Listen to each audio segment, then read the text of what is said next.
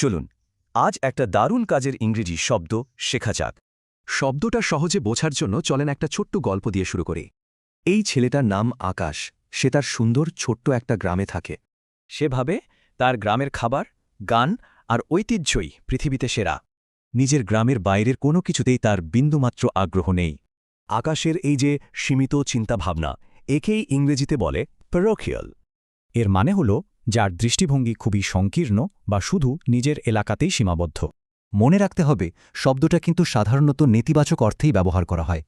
মানে parochial view হল শুধু নিজের গ্রামটা দেখা, আর গ্লোবাল ভিউ মানে পুরো পৃথিবীটা দেখা। চলুন দেখি বাস্তব জীবনে এই শব্দটা কিভাবে ব্যবহার করা হয়। এখানে কোম্পানিটা শুধু স্থানীয় বাজার নিয়ে ভেবেছে, তাই আন্তর্জাতিক হতে পারেনি। লোকটার সংকীর্ণ দৃষ্টিভঙ্গির জন্য সে অন্য কোনো সমাধান ভাবতেই পারছিল না। স্কুলের সংকীর্ণ নীতিগুলো সবার জন্য ভালো শিক্ষা নিশ্চিত করতে পারেনি। এখন প্রশ্ন হল, শব্দটা সহজে মনে রাখব কিভাবে? একটা দারুণ কৌশল আছে। ভাবুন, যে শুধু নিজের পাড়া নিয়ে ভাবে তারই চিন্তাভাবনা পরকীয়াল। তার মানে প্যারোকিয়াল মানসিকতা আমাদের উন্নতি আর নতুন সুযোগের পথে একটা বড় বাধা। তাহলে আসল প্রশ্নটা হলো, আমরা কিভাবে আমাদের এই প্যারোকিয়াল দৃষ্টিভঙ্গি থেকে বেরোতে পারি?